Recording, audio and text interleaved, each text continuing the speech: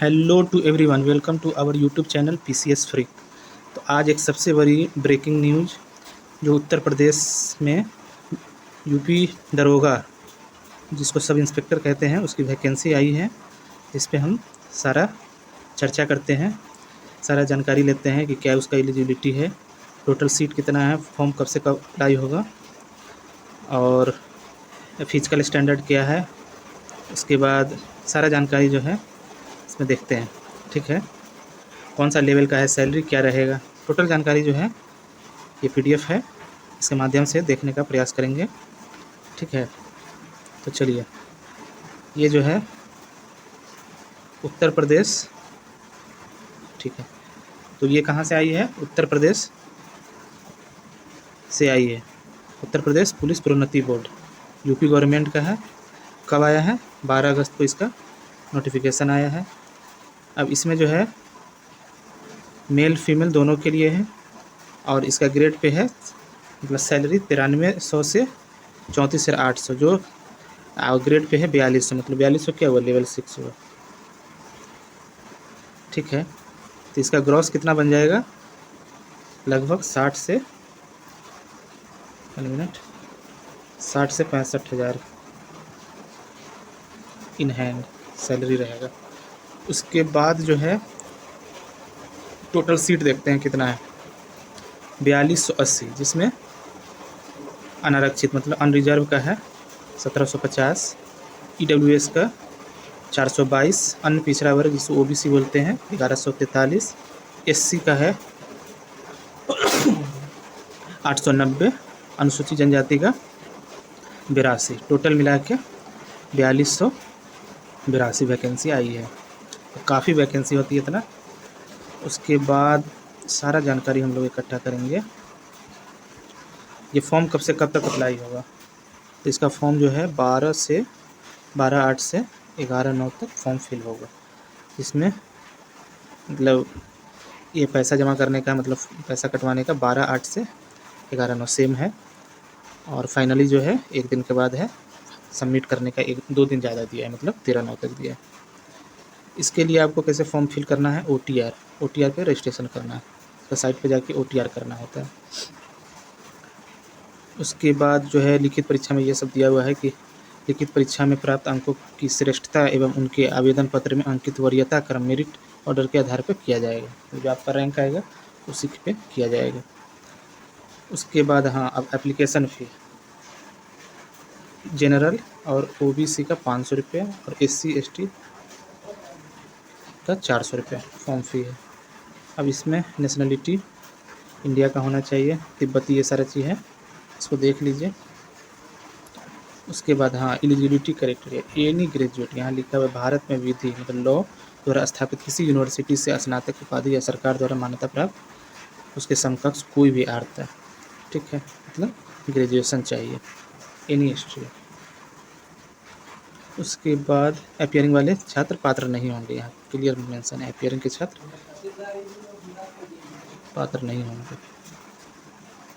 उसके बाद है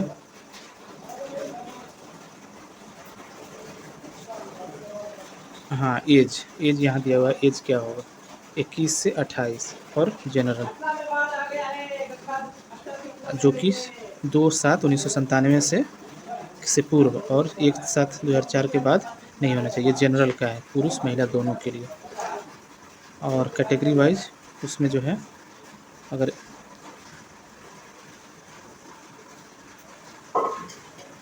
ये सब दिया हुआ समान श्रेणी का कब से कब तक पैदा होना रहना चाहिए बर्थ, तो उपनिरीक्षक पुरुष महिला के लिए 2/7/94 से 1/4 के बीच में रहना चाहिए।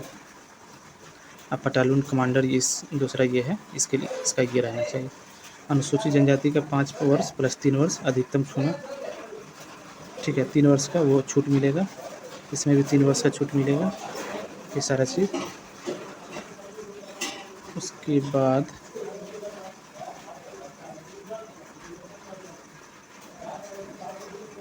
इसका हाँ, एग्ज़ाम पैटर्न देख लेते हैं। एग्ज़ाम है, पहला सेक्शन है लिखित होगा जो ऑब्जेक्टिव होगा, हिंदी रहेगा 40 क्वेश्चन 100 अंक का। तो 2.5 नंबर का एक। दूसरा सेक्शन है मूलाभिधि, संविधान एवं सामान्य ज्ञान, ये भी 40 क्वेश्चन रहेगा, 100 अंक। तीसरा सेक्शन स्टैटिक्स एवं रीजनिंग, 40 क्वेश्चन, 100 अंक। चौथा मानसिक एवं बुद्धि तर्क की परीक्षा, 40 अंक, 100 अंक। टोटल 400 अंक का होगा। उसी पे ये रिटर्न होगा 400 अंकों का। नेक्स्ट टाइम मिलेगा 2 घंटा और कुल संख्या होगी 40 चौक का 160 क्वेश्चन होंगे, जो कि 4 भाग में रहेगा। OMR मिलेगा, उसी पे आपको रखना है। ठीक है, रिजल्ट वेबसाइट पे आएगा, यही सब दिया हुआ है, इस सबको तो देख लीजिएगा। एग्ज़ाम पैटर्न देख लिए। अब देखेंगे फिजिकल स्टैंडर्ड क्या रहना चाहिए। हाँ, फिजिकल स्टैंडर्ड का हम लोग बात कर रहे थे, तो पुरुषों के लिए न्यूनतम यहाँ लिखा हुआ है, सभी पुरुष अभ्यर्थी के लिए न्यूनतम शारीरिक मानक निम्नवत है। ऊंचाई, हाइट इसमें क्या मांग रहा है, सामान्य अन्य पिछड़े वर्गों और अनुसूचित जनजाति के पुरुष अभ्यर्थी के लिए न्यूनतम हाइट 168 सेंटीमीटर होना चाहिए। तो 168 सेंटीमीटर 168 होना चाहिए। किसके किसके लिए, यू आर सब मेल बोल रहे हैं, पिछड़ा वर्ग BC, बैकवर्ड कास्ट और SC। ठीक है, और अनुसूचित जनजाति के लिए और SC के लिए जनजाति है, तो ST के लिए 160, ST के लिए 160, ये मेल का हो गया। ठीक है, सीना जो है मतलब चेस्ट बिना फुलाए जो है, यहाँ लिखा हुआ है 79 सेंटीमीटर बिना फुलाए और 84 सेंटीमीटर फुलाने के बाद। और जनजाति के लिए 77 सेंटीमीटर बिना फुलाए और 82 सेंटीमीटर फुलाने के बाद। और क्या है नोट में, न्यूनतम 5 सेंटीमीटर सीने फुलाना अनिवार्य है, ये देख लीजिए। अब चलिए वुमेन का मतलब गर्ल्स का फिजिकल स्टैंडर्ड क्या मांग रहा है। तो गर्ल्स के लिए है हाइट जो है यहाँ दिया हुआ है, जनरल BC और SC गर्ल्स का 152 सेंटीमीटर हाइट होना चाहिए। और फिर उसके बाद ST गर्ल्स का 147 सेंटीमीटर हाइट होना चाहिए। वेट दिया हुआ है, गर्ल्स का वेट मिनिमम 40 kg होना चाहिए। तो इसमें जो है वेट दिया है और उसमें हाइट और चेस्ट दिया है बॉयज़ का।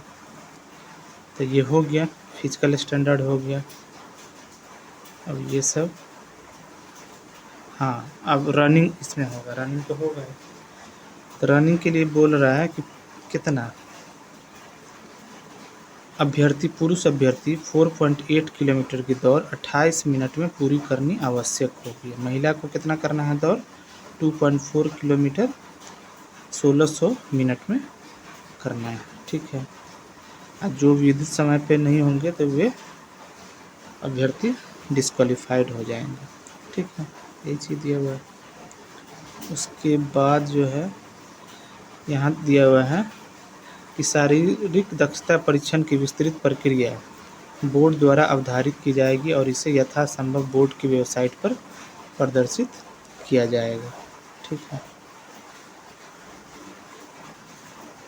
फिर उसके बाद ये चीज़ है, चयन प्रक्रिया को निर्धारित समयावधि में पूर्ण करने का उद्देश्य से शारीरिक दक्षता परीक्षा हेतु आहूत होने वाले अभ्यर्थियों से यह अपेक्षा है कि वे शारीरिक दक्षता परीक्षा की निर्धारित तिथि पर उपस्थित रहेंगे। मतलब जो क्वालिफाई कर जाएगा रिटेन, उसको जब दिया जाएगा डेट फिजिकल का, तो उसमें वो प्रेजेंस रहेंगे।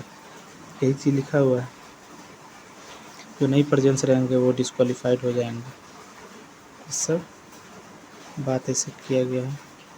अंतिम रूप चयन का अंतिम योग्यता सूची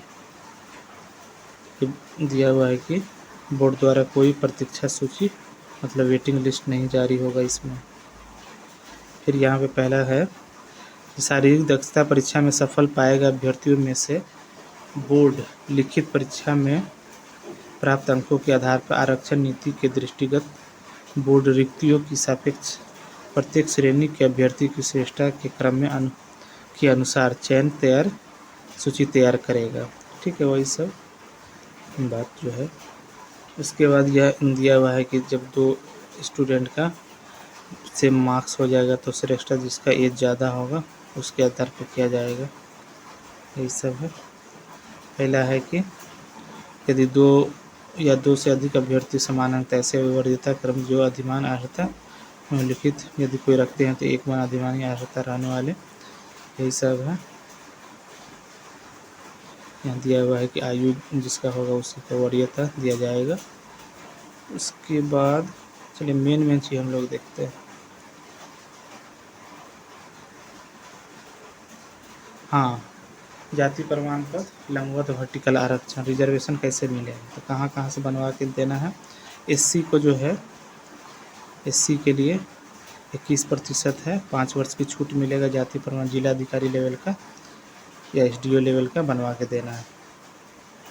उसके बाद एसटी का ये 2% है ना, 2% एसटी का रिजर्वेशन उत्तर प्रदेश में जाती है। 5 वर्ष इसको भी मिलेगा। जाति में जिलाधिकारी लेवल का बनवा के देना है। पिछड़ा वर्ग का 27% सबको पता है, इसमें भी 5 वर्ष का छूट है। जाति प्रमाण पत्र लगा के देना है। ठीक है, तभी आपको फ़ायदा मिलेगा। ईडब्ल्यूएस का भी वही है, ईडब्ल्यूएस बनवा के देना है डिस्ट्रिक्ट लेवल का कोई भी ऑफिसर से। और ये सब कुछ नहीं है।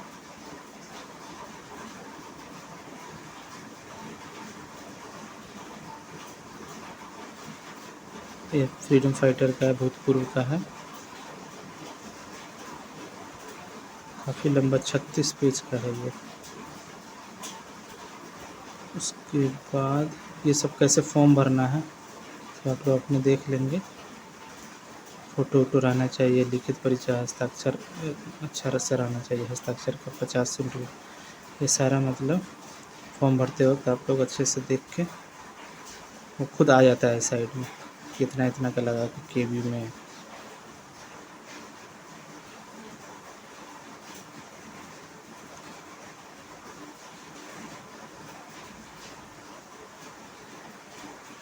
उसके बाद हाँ, ये सब परीक्षा का ये है, 400 अंकों का होगा परीक्षा। ठीक है, तो मैंने पहले ऑलरेडी बोल चुका हूँ। ये सारा सिलेबस दिया हुआ है, सिलेबस को आप लोग देख लेंगे अच्छे से। ये सारा नोटिफिकेशन था। तो 12 से ये फॉर्म फिल हो रहा है। 1 मिनट, कब से है? 12 अगस्त को आया है, फॉर्म फिल होगा। उसके बाद आप लोग इसको फॉर्म फिल करिए और किसी भी तरह यहाँ से है ना 12 से 11/9 तक, 11 सितंबर तक फॉर्म भरा रहा है। सारा जो डॉक्यूमेंट्स अच्छे से डालिए, फॉर्म फिल करिए और उसका तैयारी में जुट जाइए। ठीक है, और किसी भी तरह का कोई डाउट वगैरह है तो कमेंट सेक्शन में लिखिए, चैनल को सब्सक्राइब कर दीजिए। ठीक है, ओके, थैंक यू।